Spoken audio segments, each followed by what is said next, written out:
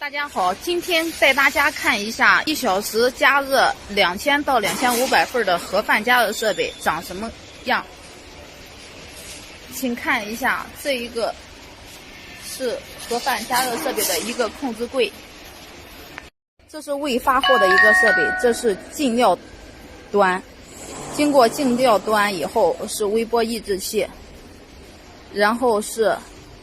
1个箱体、2个箱体、3个加热杀菌箱体，最后到设备的一个出料端